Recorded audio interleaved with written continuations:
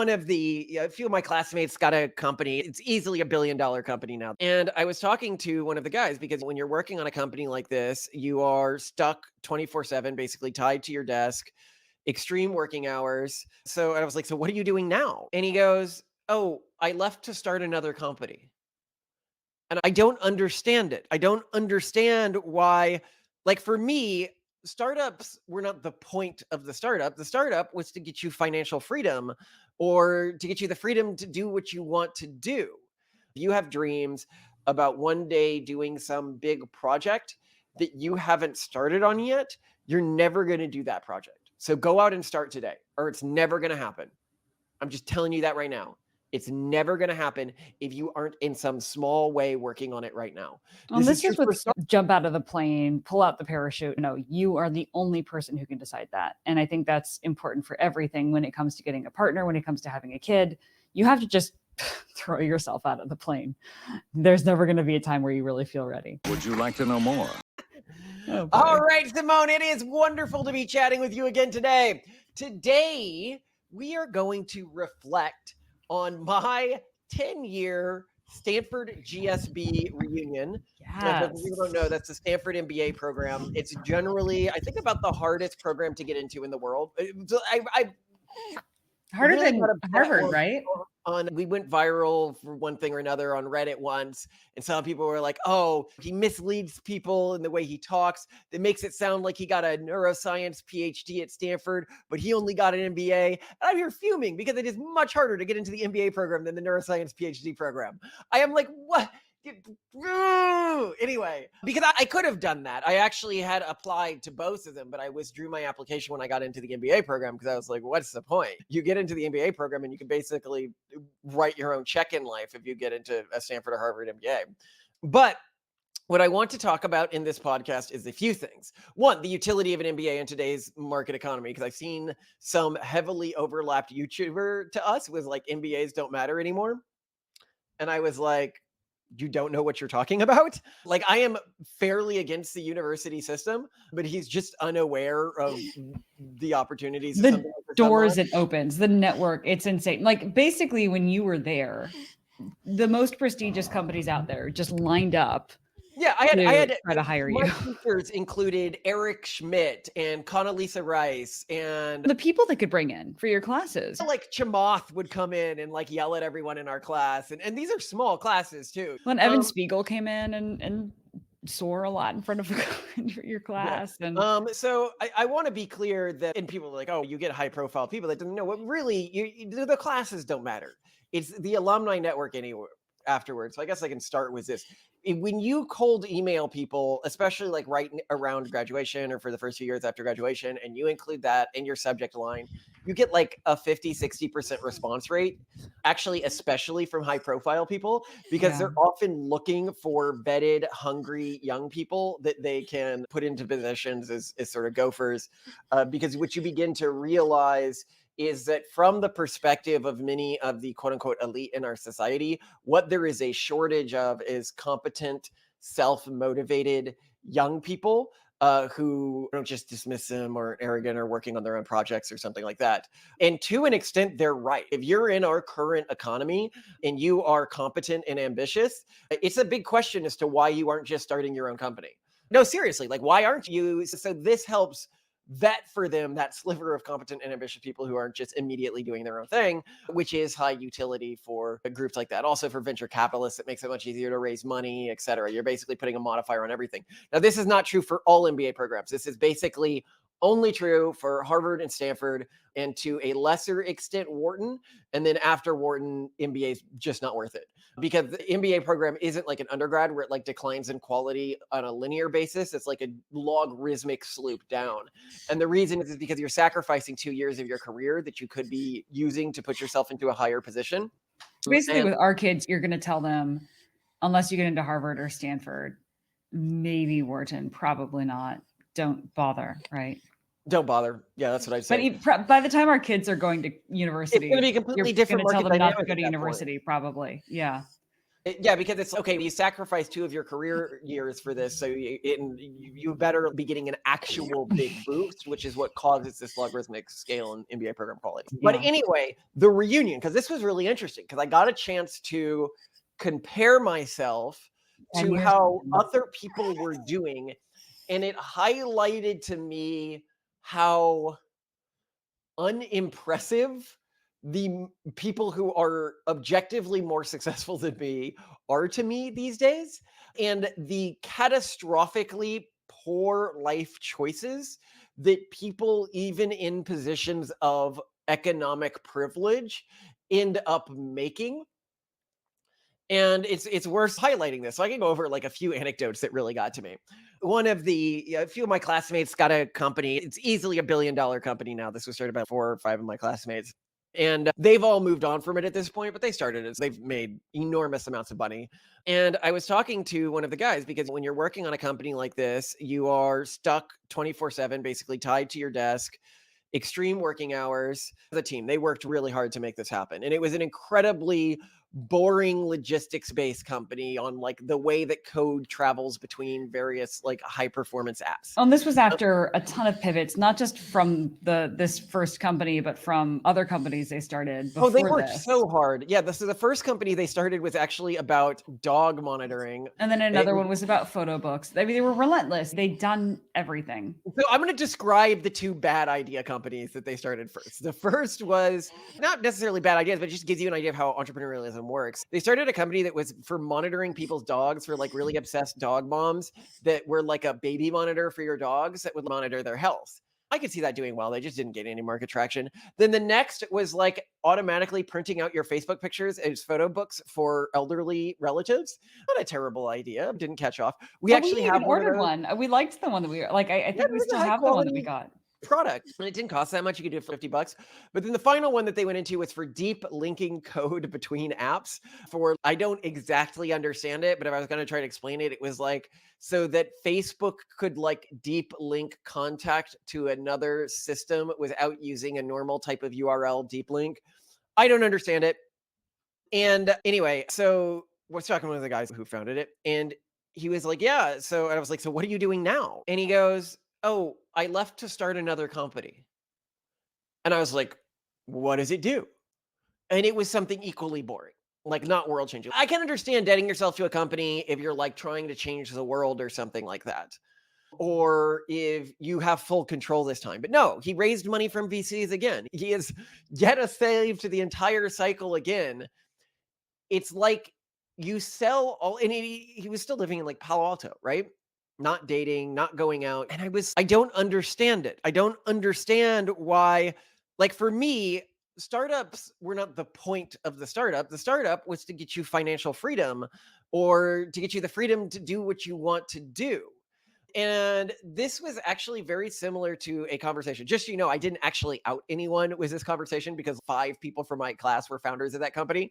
So that doesn't really narrow it down. But this was very similar to many conversations I had at the class. And actually, something similar was said on a couple occasions. So another one of my classmates, who actually was the most similar to us, moved to Napa, works around wineries, some sort of like winery consultant thing, and her husband does like wine sales. That sounds Right? very romantic, honestly, living Yeah, in they're the not country. making a lot. They're probably making around what we make as a family, which is And we should point out that what you kept telling me while you were there, because I stayed home being postpartum and all that with the kids.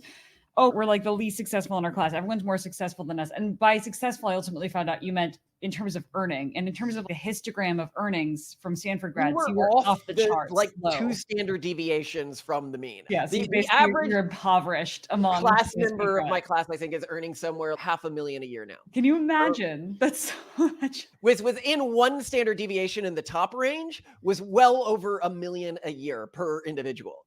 This By this the way, is if you're again, like this is how MBAs useful don't a Stanford matter, MBA is, right? This is what yeah. Stanford grads are earning. That the average is 500,000 shows you how valuable that MBA is. So they had told this other person and me on different occasions, "Oh, you guys must be like the most successful people in our class because you are doing what we all want to do after we make enough money."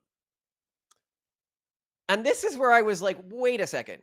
you know that this other person in the class who's doing this and we are like off the chart in terms of the low income group of the class. And then it got me thinking about the way people structure their lives more generally. And it made me realize that this is the way so many people structure things. Is they're like, "Oh, I'll go out there and get rich, and then I'll use the fact that I've gotten rich to live the life I want to live," without asking themselves, how much does it really cost to live the life I want to live? What is the ideal life I have? And pursuing the lifestyle in concurrence with wealth and prominence and everything like that. With the understanding that while you are living a lifestyle you want to live, that is going to hinder we'd be making so much more if we were living in like San Francisco or New York, but the Yeah, quality of life in those environments is terrible. and also just it's so ugly in the Bay Area. And I don't think people realize that. They think San Francisco, you think of the most beautiful streets on San Francisco. You think of Coit Tower Yeah. and Lombard Street. You don't realize that most of what people are living in around Palo Alto, in Oakland, around California, even in San Francisco, is just ugly suburban sprawl. Gesundheit, Indy. They're just gross looking houses that aren't getting updated because zoning is so terrible. It is not a pretty place to live. And even if you have a ton of money, the best you can buy with that is not very nice. So it's just a terrible area. Like the cost of earning that much is basically living in a gross area now. It Yeah, used to be well, nice. and this brings me, one of the classmates I was talking to became like a realtor type guy. And he did New York real estate was one of the things he worked under. He was one of the, I assume, less successful people, but you can make a lot of money in New York real estate. Who knows? And he was telling me that in the New York real estate market, you would always see the same story. People would come into New York and get a house that was like cheap and small and far away from the center of the city. And they'd be like, I'm just getting here to find a spouse and earn some money. And then I'm going to transfer from that into, then leave and live the lifestyle I actually want to live, be financially unconstrained. And he goes, and the same thing always happened with follow ups. He goes, once you got somebody into the city, they're a repeat customer Wow. You because mean within city purchases? Like they don't yeah, leave. within city purchases. No matter what they tell you, it's always, I want something a little closer to Central Park. I want something with a little better view. I want something a little bit bigger, 2, 3 years. And Oh it's gosh. just this cycle that once somebody gets into the cycle, they can't break their mind out of the cycle because of their immediate goals. And I think that this is the problem with the way goals work in somebody's mind Mhm. is that their immediate goals are usually structured around doing what they're doing now, but higher prestige and slightly better. And Yeah. sometimes their long-term goals are a like leap step away from that. If you understand what I mean, it's like a completely different type of a thing. It's like a lateral move in life. It's a very different career and move. And I think one of the things that's getting in people's way is they know what they know. So the startup founder example that you gave to us, he knows how to start companies. He knows how to work his ass off. He doesn't know how to necessarily become a writer or a philanthropist or whatever. It's just so different.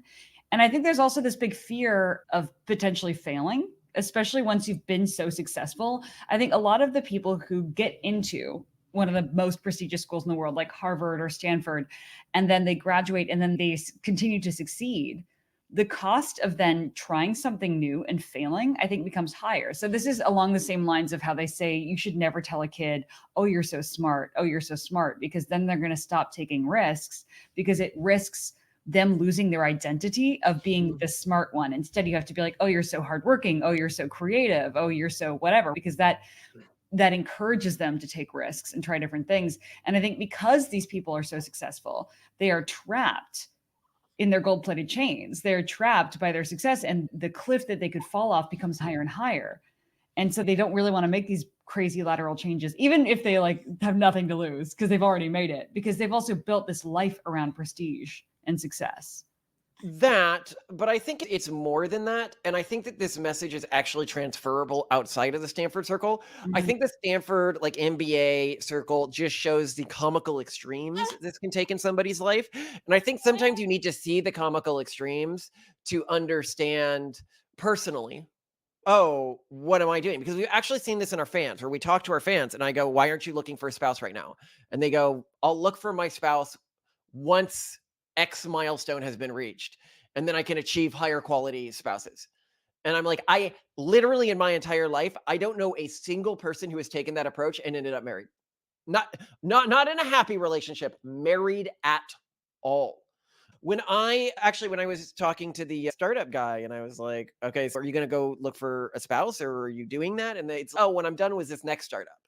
And I should be clear for somebody to be like, maybe he just really likes startups, like the grind. And he told me explicitly, no, it was hell. He was like, I was working so hard. I'm going to try to take it a little easier this time. And I was like, why did you do it then? Why did you start it again? And his response was, I wanted to prove to myself that the first time wasn't random chance.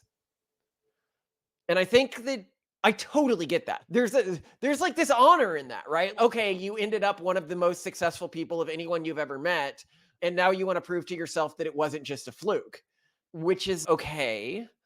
But if it wasn't just a fluke, then maybe have success in a different domain next time.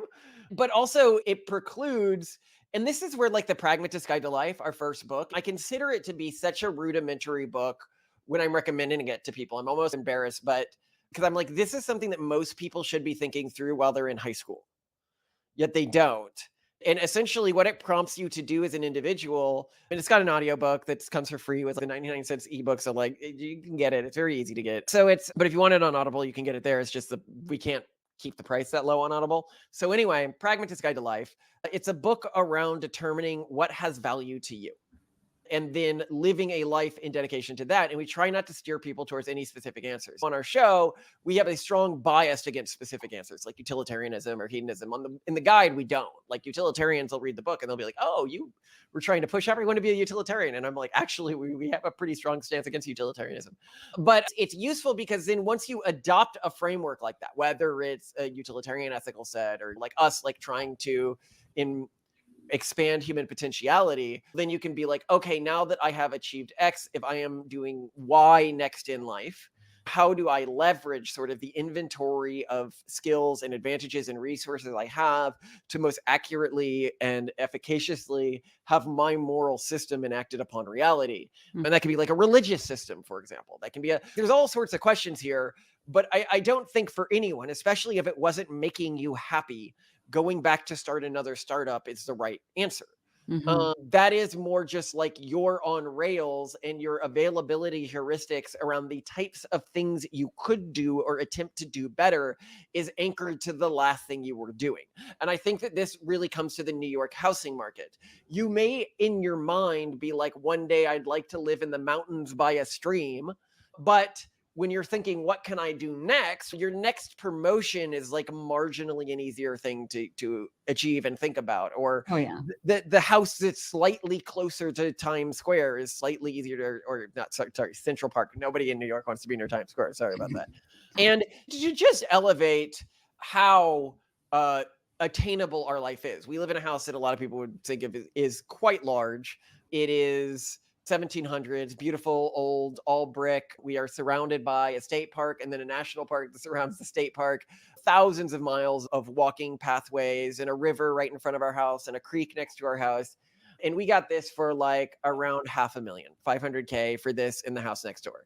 And that's for the house next door, which we can use to pay taxes, which we can use to make this lifestyle even more sustainable than it was. That is what the average classmate is earning in a year. Okay. That is so, like, when I'm talking about sustainability of a life like this, like literally anyone from my class could just duck out and then start rebuilding from an environment like this. But I think I also see this in how they're approaching partners. They look for partners who are absolutely perfect, because one thing I will say is that my advocacy apparently has had a big effect on my class. 82% of my classmates have had kids, which is actually, when you're comparing it to the general population, a really high number. And a lot of Extremely. them joked that it was my advocacy. So I'm not even hated by them being in the urban monoculture. Although I did get in a big fight with one of their girlfriends because I'm so pro-Israel in this war and she was pro-Hamas. And I'm pro-Hamas. She did not think that Israel should exist as a state and all the land should be given back to the Palestinian people and the Jews should be deported.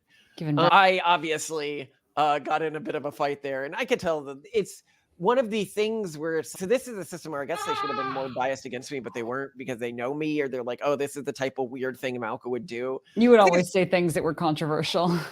yeah, I think it's one of those things where if you've seen our podcast, you'd be like, oh yeah, like at first people like hate watch us, and then they're like, oh yeah, I get it. Of course they would promote this. This is totally within their. But what are your thoughts on this? Like living the good life, Simone, and how to approach it? Yeah, I think most people are not actually trying to live the good life. I think that, especially when you look at high achievers, many of them never really sought to live a good life or even pursue happiness. The objective function that they have, typically without ever thinking about it, it just worked out this way and was part of their disposition as well, is that they are, you could say, prestige optimizers or achievement optimizers, where they've just always done the best. Okay, I'm in the school system. I have to get an A. I have to get a 5.0. I have to get into the best college. I have to have all the best, extracurriculars, win all the sports games, win the science fair, whatever it might be, right? Always win, always be number one. And that's what's happening now is they're making a ton of money. They have their Stanford MBAs. They have their kids. They've like literally like their prestige or achievement maxing, essentially. No, you're absolutely right. And that is not having an objective function. That is not having a moral framework. That is not knowing what you want and really pursuing it. It is just being an optimizing machine. They're almost like AIs. I mean, we all are like AIs, but they are AIs with an objective function of achievement. Paperclip maximizing AIs. Yeah, but they're just achievement maximizers. They're the paperclip maximizers. This is actually a really interesting point that you're making here. And I want to be clear about what I'm saying with this.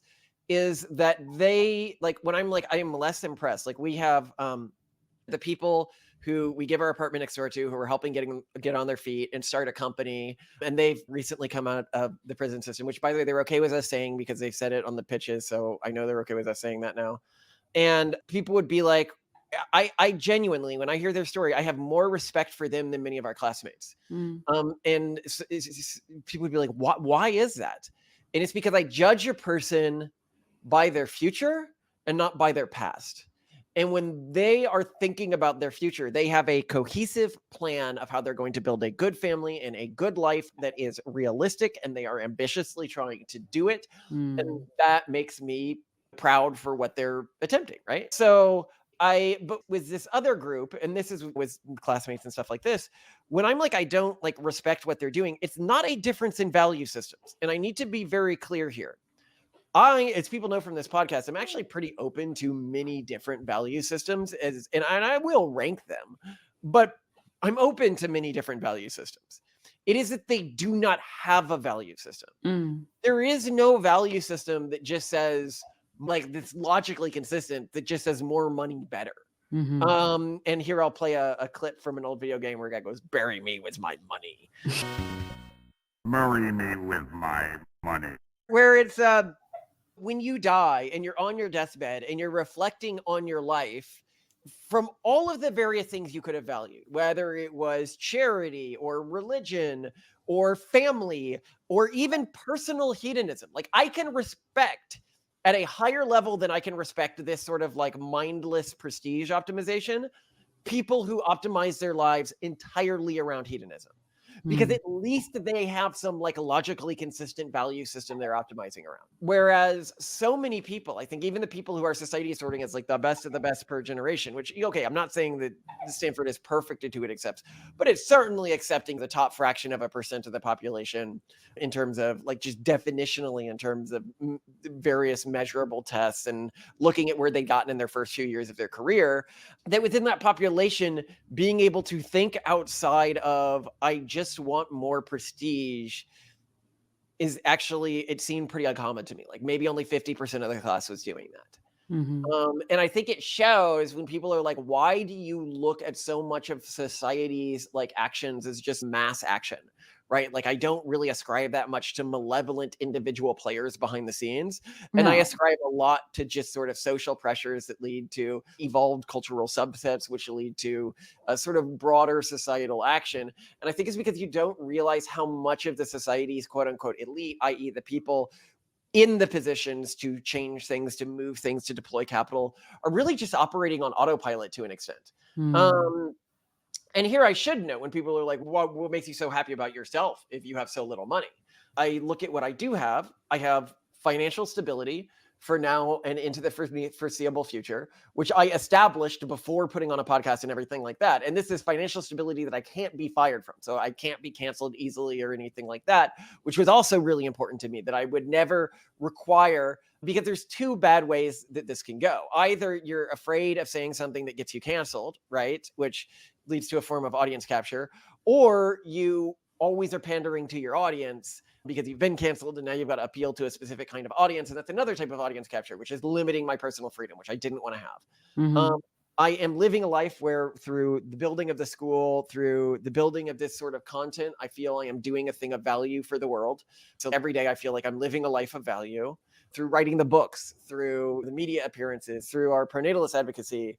And I have a decently large family for society today, 4 kids and going, and a wife who I have I don't know, I have literally no qualms about our relationship. I could not see, I genuinely just adore everything about her. Yeah, we're all right. We're all right.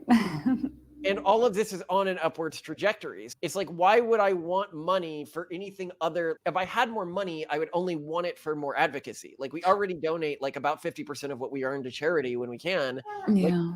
if I had more money, it would just be for more charity. I think the big takeaway you got from Stanford was from the 10-year reunion was that you don't have to first be successful in a career or insanely wealthy to pursue what it is that you care about most. That if you very intentionally set up your life in a way that allows for a sufficient amount of financial freedom, you're not running away from debt, you are able to pay for healthcare and your basic living expenses, you can pursue what you want. And I think this is only really something that's important for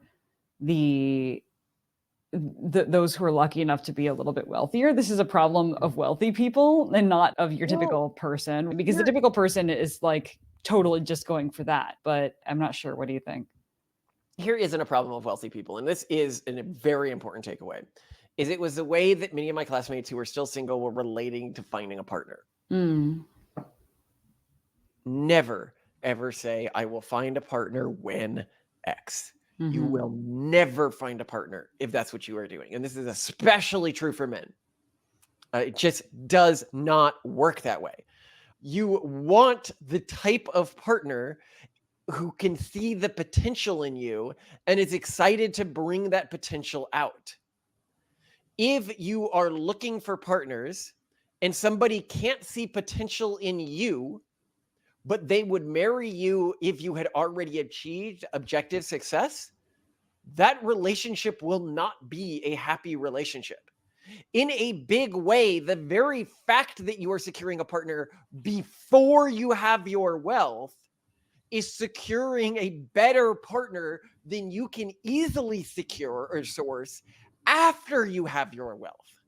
Because when somebody is marrying somebody younger or somebody with big ambition or something like that, their ability to vet you by your dreams and competency is part of your vetting process of them.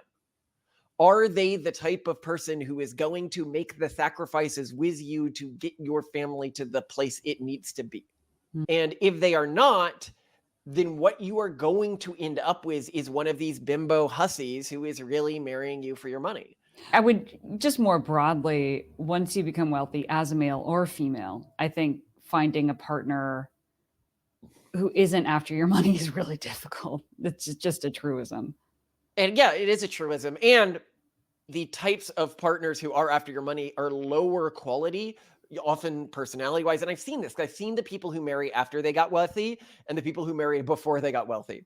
Here's what I think is happening though, and marry, this is really interesting, is I think after people get wealthy, they subconsciously think that they can date out of their league. That is to say, they think that because they have more money, they can get someone who is more attractive than what they would otherwise get. However, the more attractive people that they're able to target who are willing to date them, even though looks wise they're out of their league, are people who are only interested in money.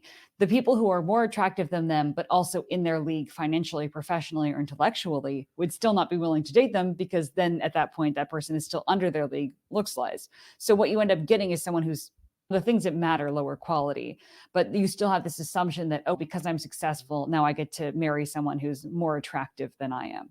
Yeah, and I would elevate this. The thing that I have seen is that among our friend group, everyone I know who married somebody after they got wealthy, and it clearly wasn't. Now, there's some people where it's like clearly they knew this person beforehand. That's not like a supermodel or something like that. I'm not counting those people.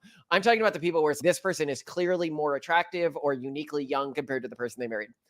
I do not know one of them with a happier marriage than the wealthy friends I met who married somebody before they got wealthy. All of their marriages are pretty much terrible. And it's generally because these people who they marry have very bad objective functions. They're typically around wealth and status, and you never want to be married to somebody like that. Or they have a very poor mental health, which can just make a relationship absolutely like a trap. Or they are dumb and unable to have intellectual conversations with them. And so in a way, yeah, you're actually hurting yourself further. So I say that. And then the other thing is that if you have dreams about one day doing some big project that you haven't started on yet, you're never going to do that project. So go out and start today, or it's never going to happen. I'm just telling you that right now. It's never going to happen if you aren't in some small way working on it right now. And this true is for with so many startup. This is things. true for People wait for permission, right? This is something that we experienced when we were, for example, looking for a company to acquire. We assumed that we would know what the company was when our investors would say to us, "Hey, yeah, I like this. You should go for this." And then we realized eventually that our investors were never going to say that. No one was ever going to say, "Now you're ready. Now you should go for it. Jump out of the plane, pull out the parachute." No, you are the only person who can decide that. And I think that's important for everything when it comes to getting a partner, when it comes to having a kid. You have to just throw yourself out of the plane. There's never going to be a time where you really feel ready. Absolutely, yeah. Hopefully this has inspired somebody, whether it's a book you want to write or a company you want to start. You need to do it in some small way, the minimum viable product of it, the minimum viable version today. Because Or there's find no a level spouse. of achievement people have reached, as Malcolm has found, where they feel like they're ready. There are people who are making insane amounts of money, who have all the power, who have all the connections, and they still don't feel ready. There's just no point at which you're going to feel ready, really. Yeah. And it's the same with finding a partner. So often what I find with the people who don't have partners, oh, you just can't get a partner. They've turned down perfectly good partners. They're Hamza-ing. You can watch our Hamza video if you want to see the story of somebody who did this. It is very easy if you aren't really dedicatedly looking for someone to marry and you are looking for the perfect person to marry, not just the whatever, right? It's not going to happen. It's not going to happen.